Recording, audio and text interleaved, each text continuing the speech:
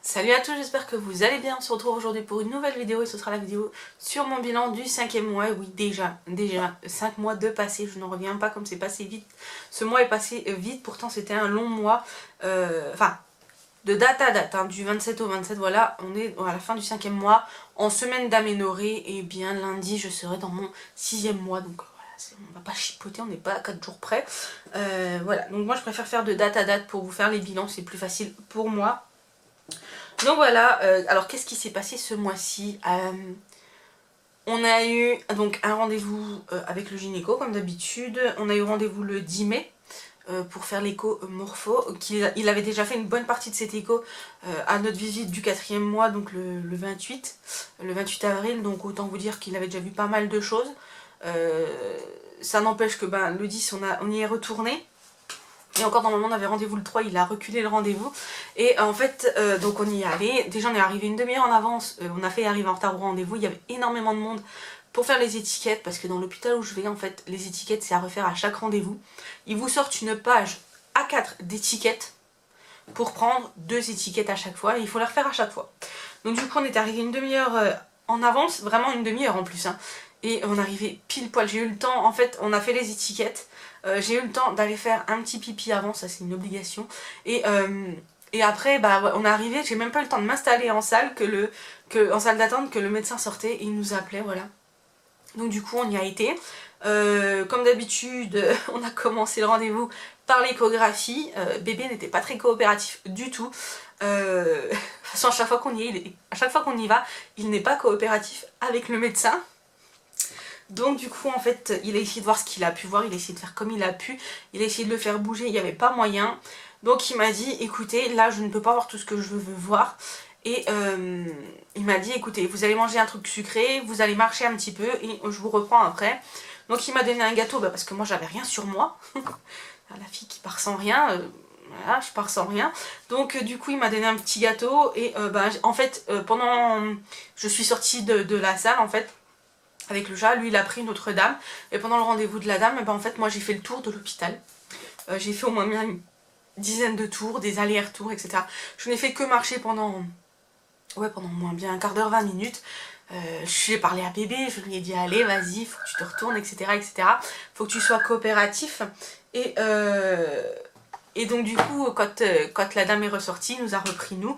Et effectivement bébé avait un petit peu bougé, bon pas énormément mais il avait un petit peu bougé, c'était un petit peu tourné. Il était en siège, donc en transversale en fait, tête à droite, il était la tête à droite, les pieds à gauche, le popotin en bas, voilà. Donc du coup il était en transversal siège et donc du coup il a pu voir tout ce qu'il avait, tout ce qu'il voulait voir.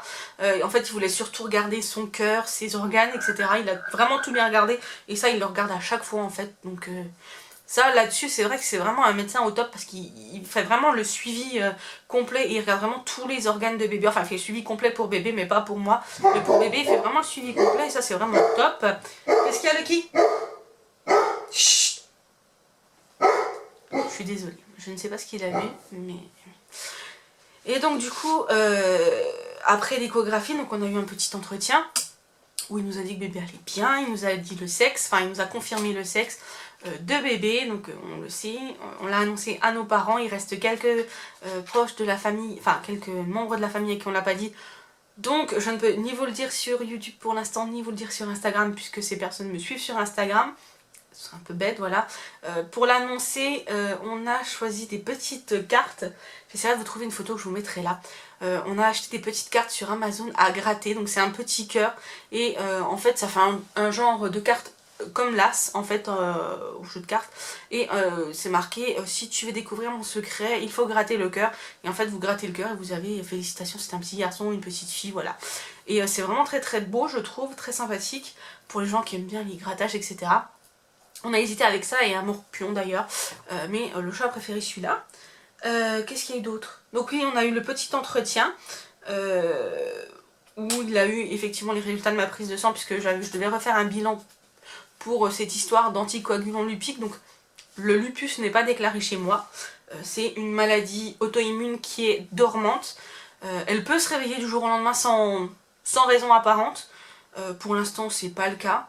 Il n'y a pas d'anticorps positifs, donc ça c'est plutôt bon pour bébé, parce qu'en fait si j'avais eu des anticorps positifs, ça aurait pu créer des soucis au niveau de son petit cœur. Donc c'est pour ça qu'il vérifie bien à chaque fois son cœur, etc. Mais tout va bien de ce côté-là, et ça c'est plutôt rassurant. En revanche, on avait fait la détermination du résus sanguin de bébé, puisque ben, moi je suis négatif, le papa est positif, et ben, quand c'est comme ça, il y a une incompatibilité de résus qui peut se créer. C'est-à-dire que bébé peut être résus positif, et en fait mon corps va le voir comme un corps étranger qu'il faut combattre en fait, et ça peut créer des fausses couches, des choses comme ça. Et donc du coup s'il y a des saignements, s'il y a un choc, un accident, une chute, il faut faire une injection de Refilac. C'est ce que j'avais eu d'ailleurs au mois de février, et en fait donc la première détermination du résus était négatif, donc normalement bébé était résus négatif, la deuxième a été résus positif. Voilà, et donc du coup le médecin voulait que j'en fasse une troisième, sauf que quand je suis allée au labo, eux ils ne savaient pas en fait qu'on pouvait faire une troisième détermination, donc ils l'ont compté comme une deuxième. Bref, ils ont fait un micmac pour que ça passe, que ça soit pris en charge, parce que sinon c'est quand même 500 balles quoi. Bon, il aurait fallu payer, on les aurait payés, hein. De toute façon c'est pour ma santé et celle de bébé, et ça n'a pas de prix, voilà, on l'aurait fait, mais quand même, c'est bon à savoir. Donc on a fait la troisième détermination du résus sanguin de bébé, et il est effectivement bien résus positif. Donc en fait, la première fois qu'on a fait la détermination du résus, ils expliquent ce négatif par le fait que il n'y avait pas assez de cellules sanguines du bébé dans mon sang pour bien déterminer, et que c'est mes cellules à moi qui ont été déterminées et pas celles de bébé, voilà tout simplement. Donc il est résus positif, donc je pense que je vais encore avoir le droit à une ou deux injections de Refilac, voilà tout simplement. Est-ce qu'il y a encore? Chut, il y a personne, il y a personne. Des fois ce chien quand il y a du monde alors qu'il n'y a personne. Et donc du coup voilà un petit peu ce qui s'est passé. J'ai également le test du diabète à faire, mais ça je le fais dans 15 jours, je crois que je le fais le 5 juin. Je voulais le faire le 7 pour que le chat soit là, mais après j'ai rendez-vous avec la sage-femme, j'ai peur de pas trop être bien après. Donc je vais le faire le samedi avant. Et puis voilà. Qu'est-ce que je voulais dire d'autre? Pendant ce mois, on a pas mal avancé sur les achats de bébés. Voilà. Après, niveau symptômes, il n'y en a pas eu des masses, si ce n'est les remontées acides. Voilà, il y a eu des fois, c'était costaud. Il y a eu une fois, j'ai dû prendre du Gaviscon parce que j'en pouvais plus en fait. J'arrivais pas à dormir et j'en avais les larmes aux yeux. Vraiment. Alors, je ne sais pas c'est dû à quoi en fait. J'arrive pas à déterminer c'est dû à quoi. Ça arrive quand je bois certaines choses ou quand je mange certaines choses. Ou alors quand je me couche trop tôt après manger. Donc maintenant, j'évite de me coucher tout de suite après manger, du moins le soir, parce que là vous voyez le matin on déjeune et après on retourne se remettre un peu au lit, parce que bon on se lève très tôt, hein. Moi je me réveille, il est 4h30, 5h, on déjeune à 6h, enfin je vais me remettre un petit peu au lit, voilà, le temps de regarder une vidéo YouTube, et après je me lève, mais là ça va, j'aurai pas de remontée. Par contre le soir ça va être une horreur. Qu'est-ce qu'il y a eu d'autre? Ah oui, ce mois-ci, si, il y a eu un truc voilà, juste génial. J'ai commencé à sentir réellement les coups de bébé. Je sens vraiment bébé bouger. Je sens ses petits coups. Papa a pu sentir une fois les coups de son bébé. Voilà, on commence vraiment à bien le sentir. Bon, il y a des jours plus ou moins. Hein, voilà. Quand je le sens un peu moins, je panique très rapidement, hein, vous me connaissez. Et quand je le sens bien, c'est la Java, quoi. C'est fou, c'est vraiment surprenant parce que ça prévient pas et d'un seul coup, hop, vous sentez un petit truc et vous êtes en train de faire quelque chose ou de parler ou vous êtes allongé tranquille et d'un seul coup, pouf, un petit coup, voilà, c'est magique, ces sensations-là, c'est waouh. Je pensais pas les ressentir parce que je me suis toujours dit, vu la graisse que j'ai sur le ventre et tout, je le sentirai jamais, enfin, voilà, c'est pas possible. Et en fait, si, je le sens bien, pas tout le temps, mais au moins quasiment tous les jours, si tous les jours je le sens un petit peu. Et après ça dépend comment il bouge parce qu'il doit encore avoir pas mal de place, et c'est un bébé qui déjà gigotait beaucoup avant, et je pense qu'il gigote encore pas mal maintenant, et il doit des fois se mettre dans des positions, je le sens des fois plus bas, plus en arrière, plus en avant, enfin il doit vraiment changer beaucoup de positions, et ça dépend de comment il est positionné, ouais. Sinon qu'est-ce qu'il y avait d'autre à dire? Ah, la prise de poids. parlons-en de la prise de poids. Ce mois-ci a été un mois top du top à niveau de la prise de poids. En un mois j'ai pris 3 kilos. Allez bim bam boum, on n'en parle plus, j'ai pris 3 kilos. Ce qui fait que depuis le début de la grossesse, j'ai pris 8 kilos je crois, quelque chose comme ça. 8 kilos. Sachant que bébé à la T2 faisait 450 grammes, donc là on doit avoisiner à peu près les, je pense, les 600-700 grammes. Donc voilà, bon, il y a 1 kilo c'est bébé on va dire, et puis le reste c'est moi. Donc voilà un petit peu ce que je pouvais vous dire sur le deuxième, ce 5e mois qui est passé très très vite. On a également pas mal avancé la chambre, elle est quasiment finie, enfin quand je dis la chambre est finie, c'est on a peint les murs, on a posé le parquet, posé le papier peint, voilà, donc on va pouvoir monter les meubles qu'on a reçus hier.